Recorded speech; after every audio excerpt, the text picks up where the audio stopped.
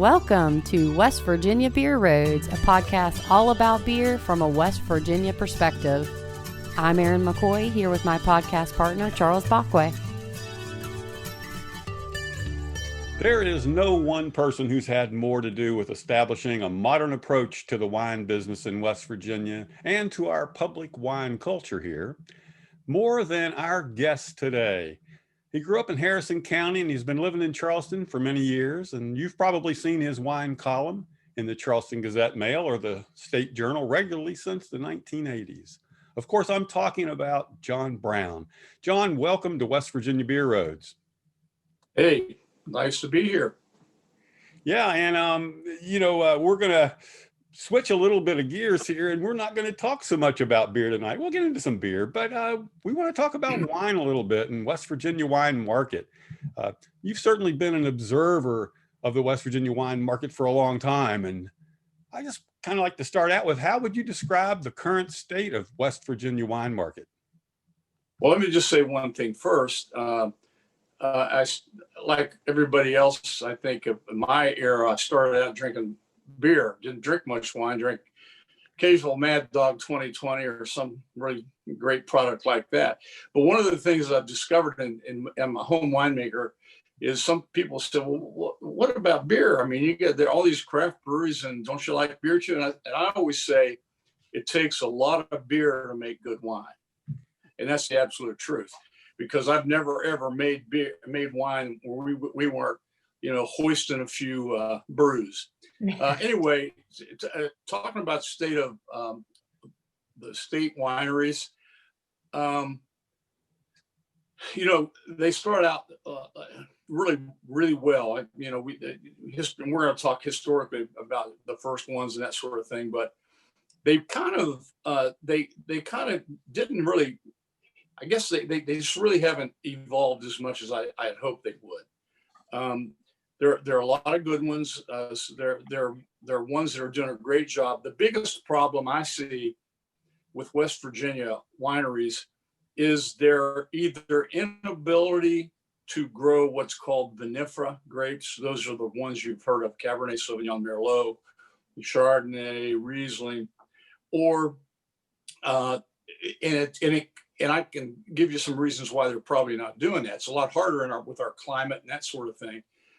So they've kind of stuck with French-American hybrid grapes, which you may have heard of: Seyval Blanc and Vidal Blanc and Chambourcin and those kind of grapes, which nobody that drinks wine on a casual basis knows about or has heard of. And they do a pretty good job with those. I mean, I've had some really great Vidal Blancs and Seyval Blancs and Chambourcins from different people. As a matter of fact, a grape called Ravat 61 is as good a late harvest sweet wine as I've ever had. But I think my biggest concern about West Virginia wineries, and I hope they take the next step, is that if they would concentrate more, like they do in Virginia, on growing varietals that people recognize, given the fact that it's more difficult here. But I think that would advance the industry to another level. Virginia has really, I was going to say Virginia, outside of California, Virginia is really the next best wine market. Outside of California, Oregon, and Washington, Virginia is the next best wine market in the country. Well, let's talk a little bit about because I know that West Virginia wineries per se are a small part of our overall wine market here, but what do you think about the general lay of the land of our wine market in West Virginia for all? I mean, with those wines from Europe or California or the Pacific. How are we doing? I think that I think we're doing really well. I mean, we're a small state, 1.8 million people. And if you look at the demographics, we're old, like me. Most of the West Virginians are my age or younger, but in that category. So our market is pretty mature. What is difficult, and I'm thinking that people that now in the craft brew industry have got that demographic, the younger demographic, pretty much, they've captured that market. But I'm thinking that those people also drink wine, but maybe not as often. But in our state, right now, you mentioned earlier before we started here that back in the early days in the 70s and 80s and almost even into the 90s, it was very difficult. Certainly back in the 70s, you had to buy your wine at a liquor store.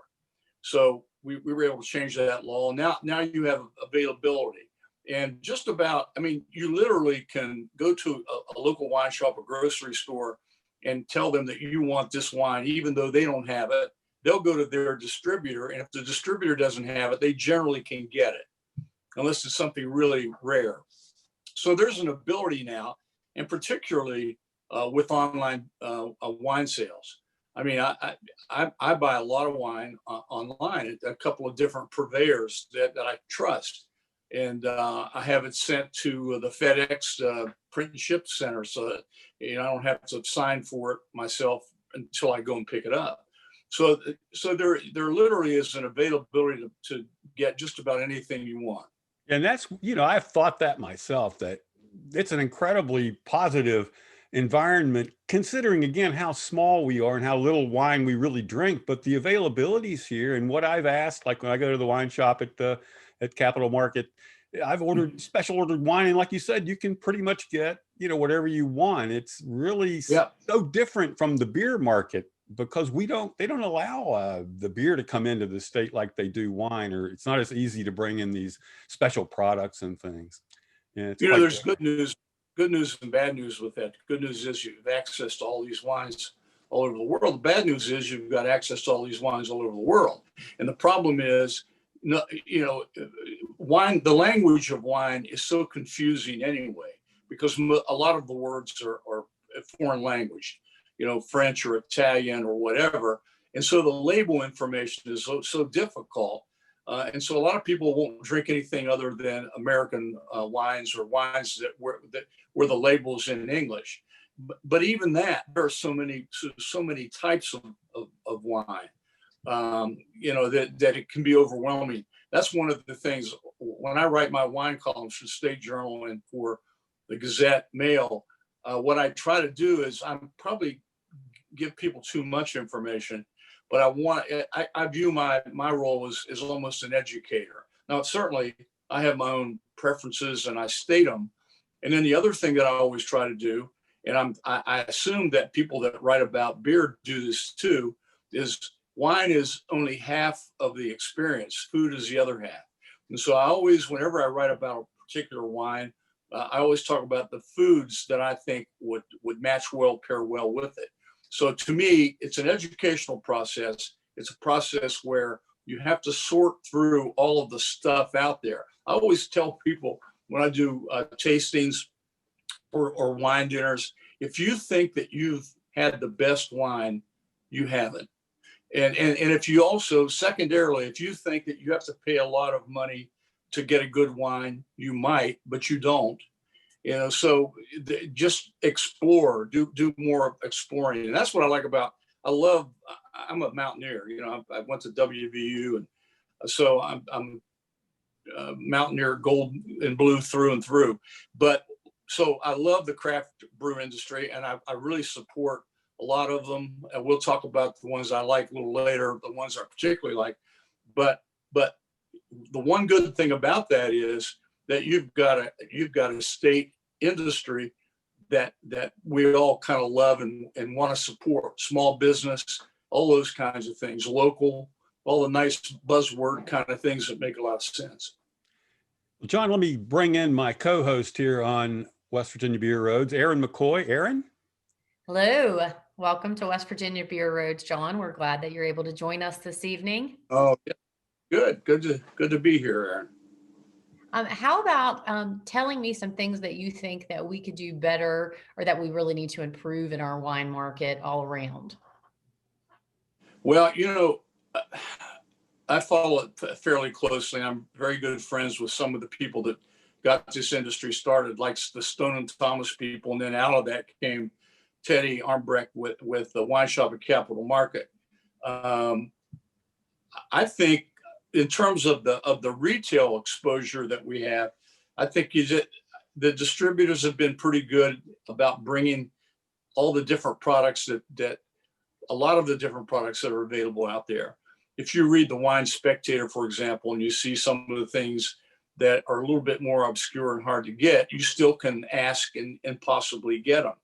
But the beauty of the way the wine industry, the retail wine industry has matured in West Virginia is that you literally can go to any grocery store now, mom and pop-in shop, and you can find wine. Whereas in the old days, it was more difficult. And I know that I love to walk through the grocery stores and now and look at all the beer that's available. So there's a lot more product now than there ever was, and it's easier to get to it. So I think the market has matured, and I think really I don't know what else we could do except maybe have more wine shops and more places that sell wine and beer. Well, regarding the retail side and the restaurant side of it, what do you think that they could do to get better with wine, as far as maybe obtaining better wine, or is there anything that they could do better than they are currently? One of the things that I've always, and I don't know what the state law is, because different retailers and on-premises places, restaurants, tell me different things, but there are a lot of states will allow you to bring your own wine to dinner and charge you a corkage fee. And there are certain restaurants in the state that will allow that. Others say, you can't do it. So that's one thing I would like to see. I would love to see changed, is that we had a uniform law that would allow you to, and they can charge you a corkage fee, whatever they think is appropriate. $10, $20, $30 a bottle. That would be an improvement. In terms of the other things, I think that wines from emerging regions and from regions that are not easy to get. For example, the Baltic states, those countries used to be Czechoslovakia. Hell, I can't even think of the name of the countries now. Make wonderful red wines, particularly I'm thinking of Slovenia and places like that. That really don't have much exposure in a state like West Virginia. Wines from, believe it or not, Georgia used to be the Soviet Union, but Georgia and Moldova in Russia. I'm looking for obscure kind of things sometimes that I read about that really, and it really make me want to taste them. So I guess I'm not really disappointed. I'm kind of happy with the way things are in terms of the way it's matured, the way the audience has matured. I mean, not the audience, but the retail wine market has matured. But, there are always a lot of things I guess another aspect, and again, this would relate to the way that wines are regulated is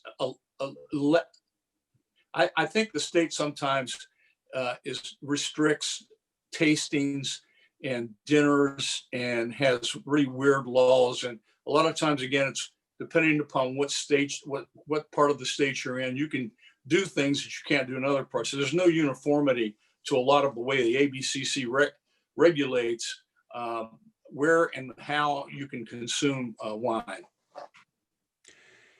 John, as I recall, you grew up in Clarksburg, and I think you've told me your mother had Italian heritage, and I know there's a lot of Italian heritage in Clarksburg, and probably a lot of wine, back even historically. And kind of curious, growing up as a kid and all that environment, how did that affect your development of wine appreciation? Well, I can tell you that my mother is Italian. My father is from Richwood. He's an Irishman.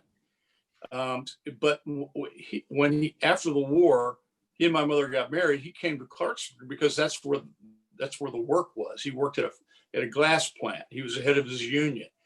Well, he married into a family, and if you know anything about Italian families, this was a large family.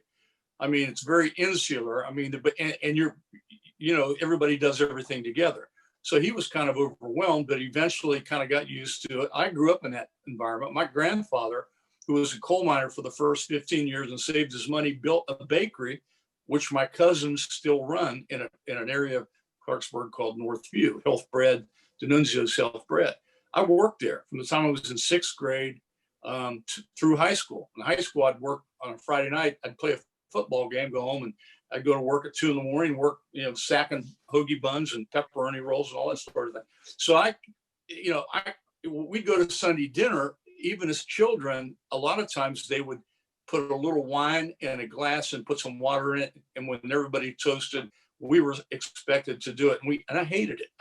I'd come home from Catholic school when I was 6 or 7 years old. My grandmother cooked me these wonderful lunches, just great stuff. And then she would make me drink a little bit of wine, and I didn't like it at all. I mean, so, I think the first time that I discovered that wine was something more than just a beverage, and it could have other effects. When I was about 13 years old, I brought my friend David into my grandfather's cellar, and we ended up drinking a whole bunch of wine and just getting completely drunk. I think I was about 13 years old. And, then I said, I'm never drinking this stuff again. It's sour, it's awful. So, flash forward, I'm in college, and, my idea of quality wine was Gallo Hardy Burgundy. And if I drank any of that, or a lot of times I'd get that and mix it with a quart of Budweiser, make a Spodioti. So I wasn't a real, wine aficionado. But what happened was, as when I got out of the Army, went to graduate school, really got interested in wine and food and that sort of thing. And eventually, to the point where when I came to Charleston, the first thing I did was I joined with Andy McQueen, because he was making wine, a home winemaker, and I started making it and really got into it and traveled, and the rest is history. I mean, I just kind of fell in love with the whole process. I like to eat and drink. You can tell by looking at me, I'm not thin. But the point is that those two things, the eating and drinking, particularly when you can get beverages and food that kind of are greater than the individual parts, that's to me is the best thing, one of the best things in life. So that's a long way of saying that I didn't like wine, but then I kind of evolved into a complete wino, which I spell WINEAUX. This is fancy. Wino.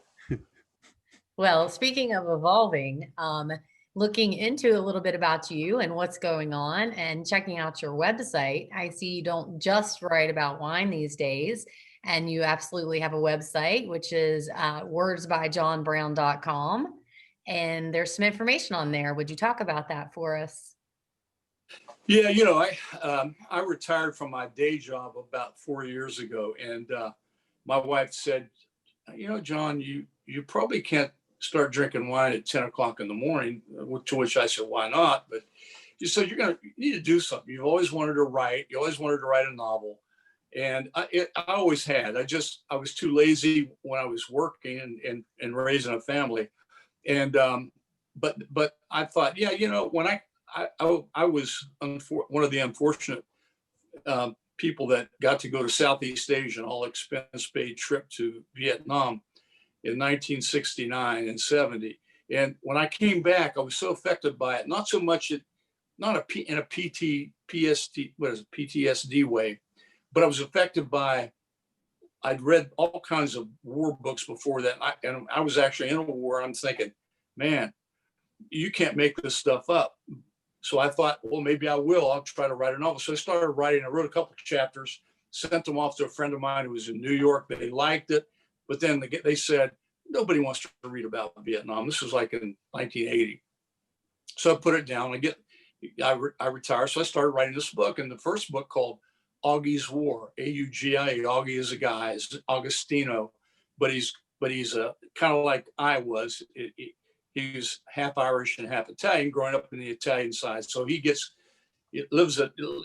graduates from college at a real bad time. He gets drafted, goes to Vietnam. The way he gets through that experience is he flashes back to all these family moments, all the times working at his grandfather's bakery, all the good things. That's the way he gets through the madness of the experience. Okay, so I finished that book. It seemed to be fairly well critically taken by a lot of people. Got a lot of really, really good reviews on Amazon, almost all 5 stars. So I wrote a sequel called Augie's World.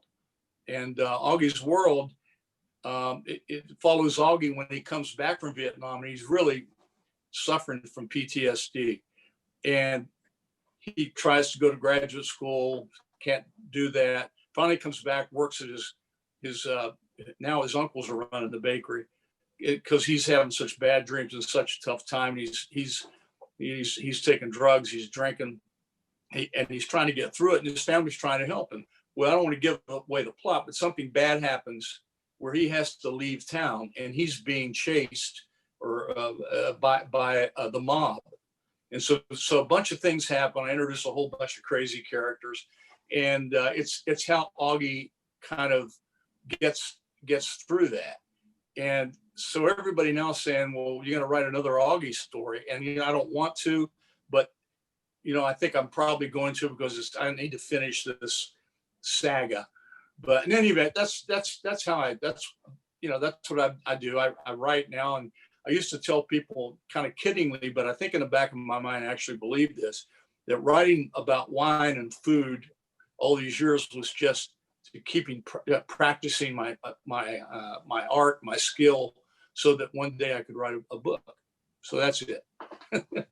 So you can find it on Amazon. It's at Taylor Books in Charleston. It's at the West Virginia Marketplace at the Capital Market.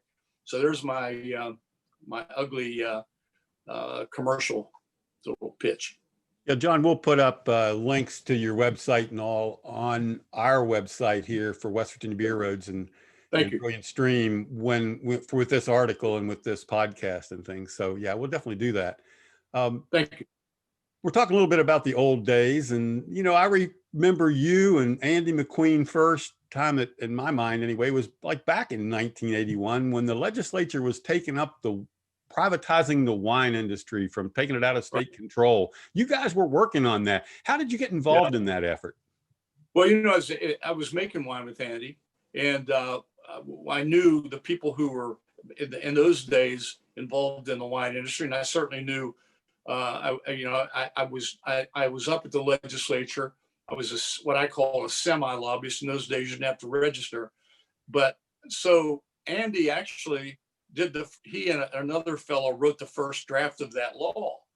And eventually, I don't think it was it passed in 81 or did it have to go back? I can't remember. But regardless, it did pass, and it established the Farm Winery Act, didn't it? That was the first thing. And then the Retail Sales Act was followed that in a couple of years. I think that's I think they were, I think they might have worked on it and it came back, but I think they both ended up passing in 81, but whatever. Okay, I mean, it was back in the early 80s. Back in the early. But it was really interesting because up to that point, as you pointed out earlier, damn, that beer looks good. Could you give me one? I'm just I could here. I was going to show you. I've got some wine. I'm sitting staring at 100 bottles of wine, and I've got a bunch back behind me, and some of it's homemade. So I'm about ready to crack one open. But in any event, that was an interesting time, and we were able to work with some great legislators to get this thing passed, and which took it from the liquor store. It was difficult back in those days. The ABC Commission did not want to give that up. I mean, that was a huge source of revenue. But we were able to prevail. And from that time, the rest is history. The first wine shops that and Andy and I actually, we did tastings at were at Stone & Thomas.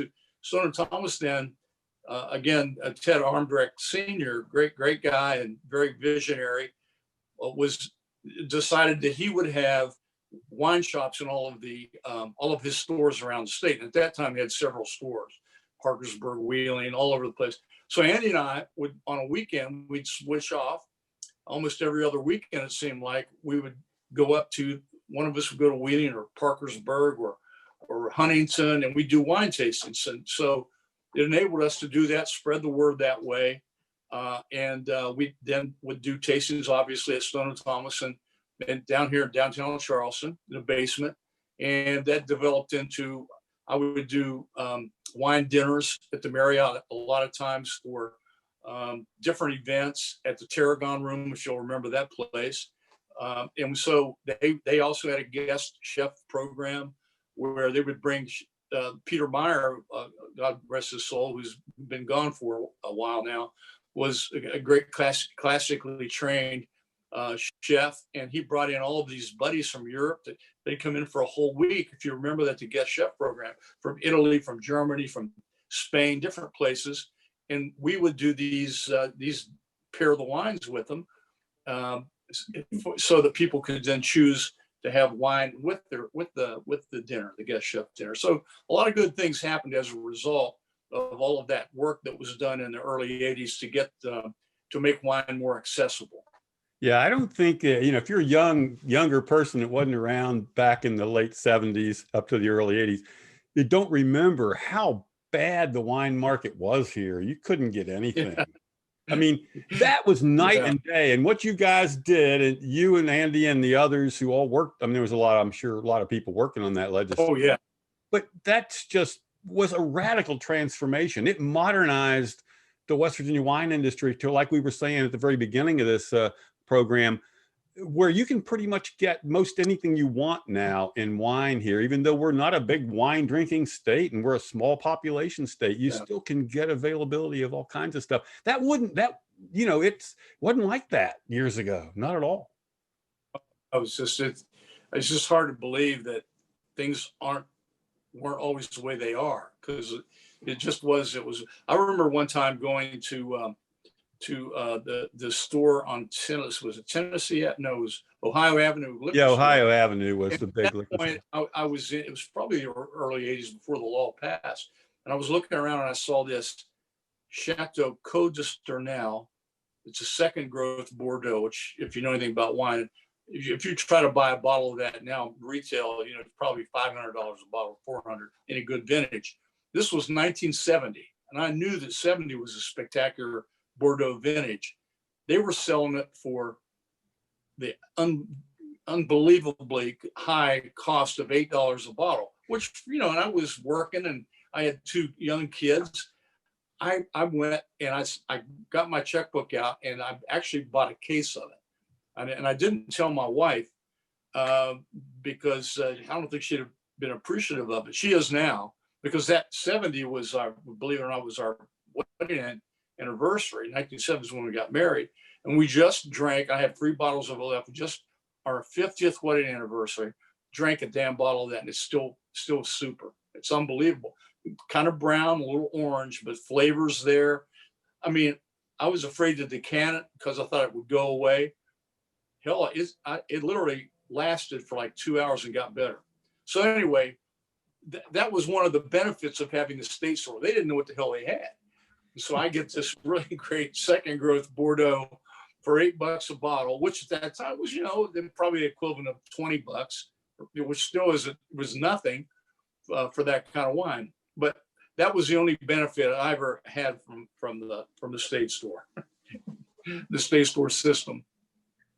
Well, there's definitely been some significant changes since back in 1981, which for me was a little bit early in my lifetime, certainly before I even knew what wine was.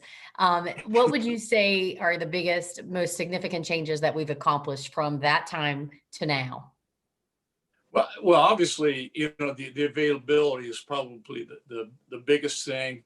And I can't imagine back then trying to get even some of the better Cabernets or Chardonnays or Pinot Grigios that we can get now. So you have this availability.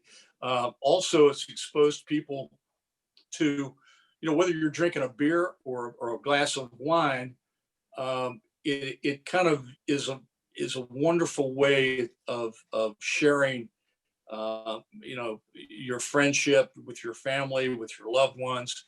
It opens up, a whole kind of aesthetic that we didn't have in the old days. To have a nice bottle, to be able to get a nice bottle of wine, and not necessarily have to spend a whole lot of money. You can. What I love about the Capital Market, and a lot of other wine shops around the state do this probably, but they have a 10 and under, 12 and under sections where for like 10 or 12 bucks, you're getting a really nice bottle of wine. And they're very good about selecting those wines, curating them, if you will. So we have that now that we didn't have before. We have knowledgeable people in these wine shops, and even in some of the bigger grocery stores, people that actually can lead you to the specific varietal that you're looking for. Can tell you, you know what, you might, what are you having for dinner tonight? Well, we're having roast chicken. You might want to try this this white wine from this Müller Thurgau from northern Italy, and weird stuff like that. So, but I mean, it really accrues to all of our benefit that we have this this availability to get whatever we want, pretty much, and to enjoy that with people in a setting in our home or even at a restaurant. But we have that availability. Well, John, we talked a little bit about, or you did, about the farm wineries getting started back in the early 80s. And, today we have 29 of them. But yeah, I was kind of wondering, I know you were involved with Wilson Ward and Fisher Ridge Vineyard a little bit, and some of the other winery pioneers in West Virginia. Talk a little bit about some of your reflections on those winery pioneers here that helped us get the industry started. Yeah, there are several folks that really deserve a lot of credit. Wilson, obviously, and Andy, their winery at Fisher Ridge was the first actual bonded winery since the Civil War in West Virginia. And they started out with great ideas about growing a lot of different things, including Chardonnay and Sangiovese and all that sort of thing. I remember when I went out there and I was into wine, just gotten into wine, I was a home winemaker. I remember the hard work of actually having a post hole digger and stringing up the wire and planting the grapes. I'd like to make wine, but I don't think I'd like to farm it. It's just a lot of work. But they actually grew things like, I'll never forget this. They had a 1 acre plot. It was experimental, where they grew several rows of Cabernet Sauvignon, Sangiovese, and Chardonnay. And miraculously, after 3 years, the red wines matured. They made wine with them, and they were great. But then the Chardonnay in the second year, we had a day in January, like a day like today, where it was 45 or 50 degrees, and the next day it went down to 12. And so it killed the vines. And that's the problem that a lot of West Virginia wineries are going to have. But anyway, so you have those guys. I think of Dr. Charlie Whitehill of Potomac Highlands Winery. He's still doing this stuff.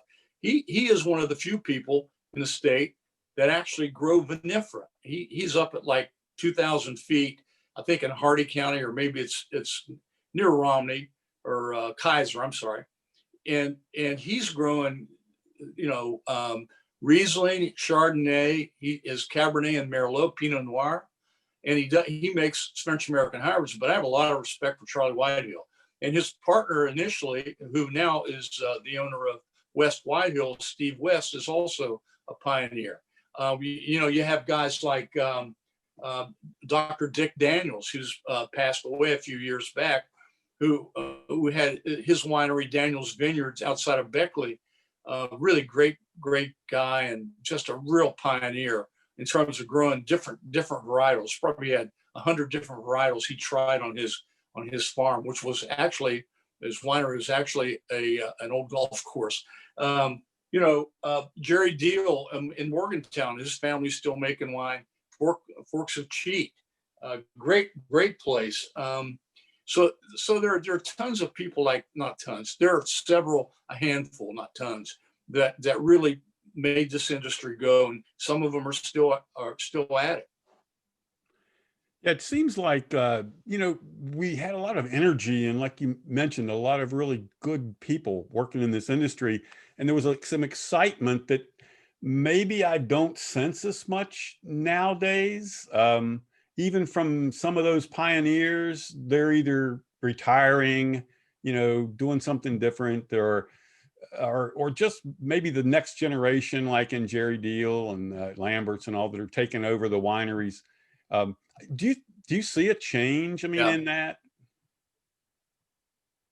I think the big problem, it's not really a problem. I think they have morphed a lot of them into tourism places where, yes, they make wine. A lot of, not every one of them, but a lot of them, they'll make these sweet wines, berry wines, grape wines, and they'll sell them. That's kind of what they focus on. But they also, you can get married there. You can have picnics, you can have family reunions, that sort of thing. So that's where I've seen the growth go, kind of horizontally in that respect. I haven't seen a whole lot of vertical growth in terms of the quality of what they're growing. And again, I understand the problems. You know, there's the Blue Ridge. Is it the Blue Ridge that separates Virginia from West Virginia, whatever that part of the Allegheny Mountain chain is? It's amazing the difference in the climates from our side to the other side, you know, all the way from I-66 down to Charlottesville. That's like kind of like the Napa Valley of the East Coast. And they're growing all these things, Chenin Blanc, Sauvignon Blanc, Viognier, you know, and doing a great job with it. But yet you go across the mountains and we have more difficulty. Even though they're in Virginia and you think of Virginia as having hot summers, we have hotter and more humid summers, and the humidity is not good for mold and that sort of thing. Also, our winters are significantly more frost. We have more snow. More snow's not bad, but we have freeze that kills grapevines, particularly these great European Vineferas like Chardonnays and Pinot Grigios and those kind of things. So it's more difficult for them to grow that kind of grape, which would then result in a wine that would be competitive to the wines in Virginia and even on the West Coast. So they're kind of at that level. I don't know if they'll develop some kind of, if the horticulturists or whomever can develop some kind of you know, resistant vine to the weather or whatever, then we could probably do it. But I you know, if Charlie Winehill can do it outside of Kaiser up in the mountains, I don't know, maybe he ought to share his tricks, because I think that's the only thing, in my opinion, that is keeping the West Virginia wines from evolving qualitatively further. Yeah, most of the development recently, well, at least quite a bit of development recently in winery law or licenses has been in cideries and meaderies. It's you know, yes, making those products. We've had almost probably as many cideries and meaderies open in West Virginia as we have like table wine makers. Yeah, and not only that, I mean, distilleries. I mean, I spent a lot of time up in Tucker County, and we just have a new apple brandy place right in Davis. And then you go out the road 5 or 10 miles away, and there's a distillery, Still Hollow. So those kind of things are happening. And you're right about the mead and that sort of thing. But you know, in terms of grape wines, I think the industry has decided that it's just too difficult to try to go to that next level and grow vinifera.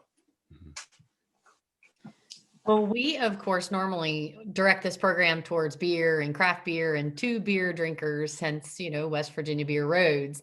But Charles has told me, he's told on you a little bit, that you've been spotted more than once, possibly, at the Stumptown Hills Tap Room in Davis. So I'd like to know how you discovered them and what you enjoy when it comes to craft beer. You know, I love all kinds of beer. I don't have the capacity that I used to have to drink as much of it as I'd like. But yeah, Stumptown, from the very beginning, we've known Cindy and John. You know, he was a lawyer, actually did some work for us, property work. But when they opened up, they have just gone steadily. They've just going to take up. I mean, they've just done a lot of different things. They're doing sours now all the time. I don't know if you've had their sours, but they'll take cherries and they'll take boysenberries or blueberries and they'll do a sour. They do Belgians, you know, doubles and triples, and And a wonderful. I'm more of a malt pilsner kind of a guy. I like malt, as big malty, porters and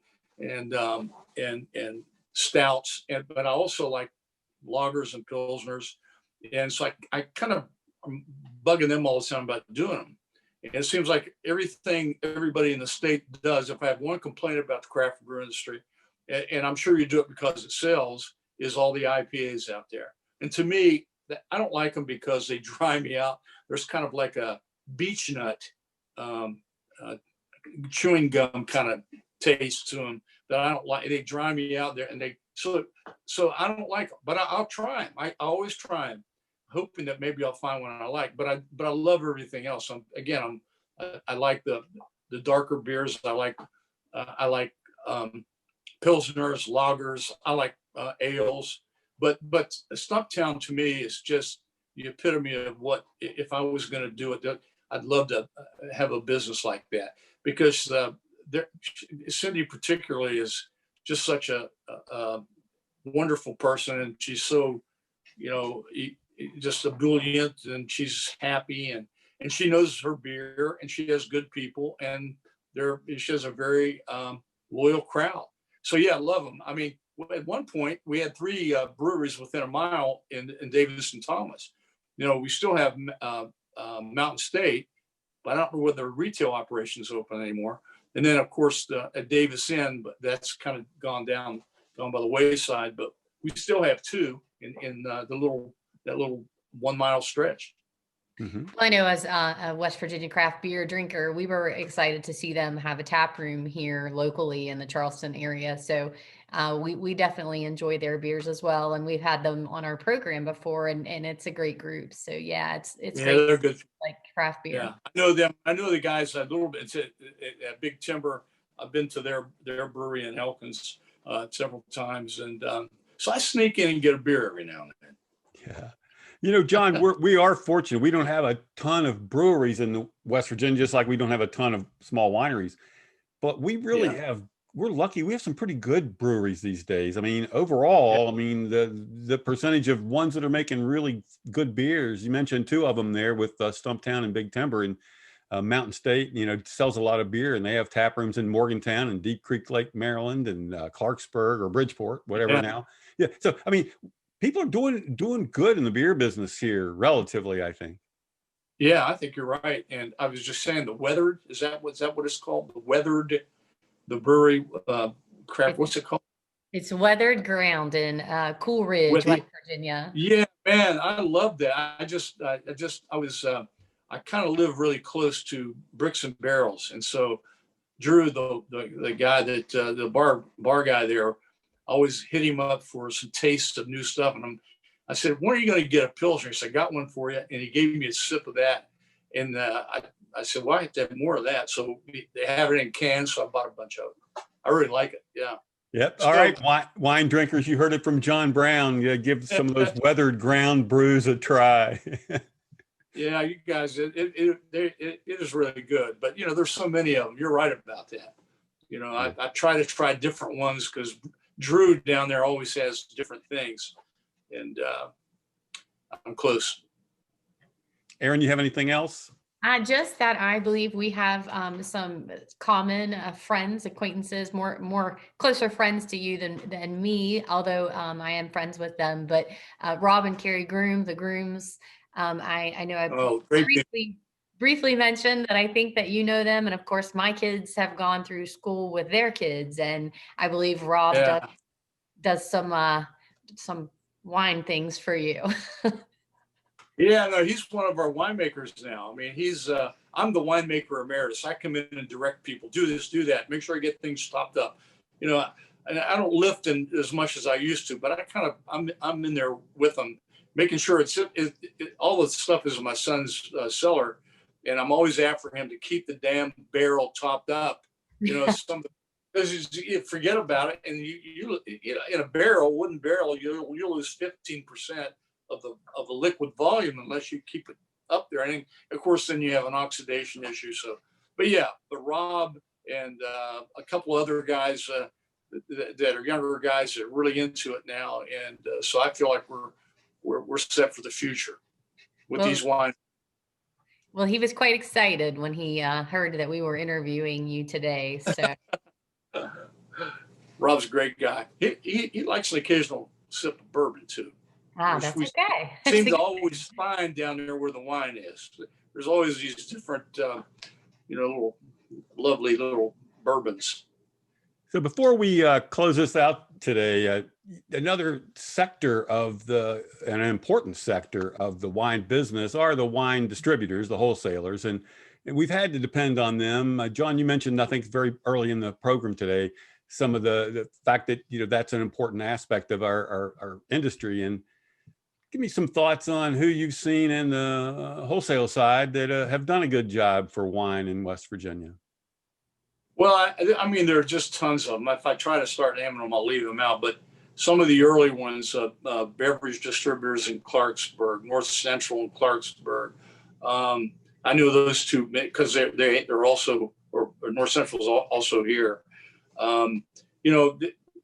What happened was they didn't. I mean, they weren't real knowledgeable. They were beer distributors. They didn't know a whole lot about wine, so they really had to take a pretty expensive bite, to get involved in that. And a lot of times, these people that they deal with are, they have a lot of different lines. And a lot of times they give you the stuff maybe they aren't giving to somebody else. So they had to go through that whole thing. They evolved over the years to the point where they were really, really good folks that you could depend upon to give you some qualitative looks at what's coming down the pike. And so you could ask them, hey, could you get some samples, or what do you think of this new, would you want to get that? Could you get that?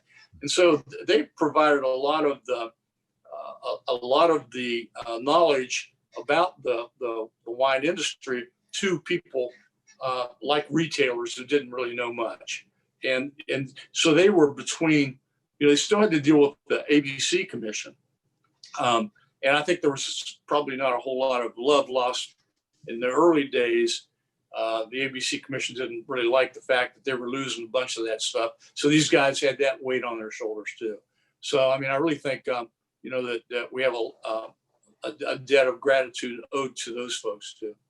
Yeah, I agree with you on that. I've seen so much good work done by the wine wholesalers in West Virginia. And speaking of those, and you mentioned North Central, we lost recently Kathy Foley, who passed away, and I want to pass along our condolences to her family and friends. That was absolutely. Kathy was a great person. Talk about knowledgeable in the wine industry. She was it. She knew a ton of things about everything. She importers. She had great relationships with people. And if you needed an introduction and you're in California or you're in Italy, she could get it for you. Yeah, you're right. Well, John, we really appreciate you. I certainly do. I mean, I've gone to early on wine tastings that you led and you and Andy worked on back in the early days of our new wine market in the 80s. You've met in your column. I had more. Go ahead. No, but your columns. You probably did. Yeah, I got a column coming out this weekend, and it's really interesting. You'll like it, but it's about meatballs. And I said, from someone, from a real meatball. I mean, I know. Anyway, go ahead, Charlie. I know you're trying to get. Well, no, we're going to wrap this up. But no, if nothing else, I will never forget you because you introduced me or opened my eyes and talking to you to Sonoma County wine, Dry Creek Zinfandel, one that I still truly love and seek out. And I thank you for that. Good stuff. You're very welcome. Keep drinking it. Yeah, I will. All right, Aaron, thank you for being with us this evening too. And John, we'll catch you hopefully later. Again, keep up the good columns. Hope lots of success with your novels. Again, people, we'll put the websites up and links for that on West Virginia Beer Roads and Brilliant Stream. And thank you. I think that's about it, Aaron. Great. Thanks, John. It was really great talking with you this evening. We appreciate it very much. Thank you, Aaron. Good to see you guys too. This brings us to the close of another podcast. Remember, you can subscribe on Apple, Spotify, or your favorite podcast host. Thank you for listening to West Virginia Beer Roads. West Virginia Beer Roads is a production of BrilliantStream.com.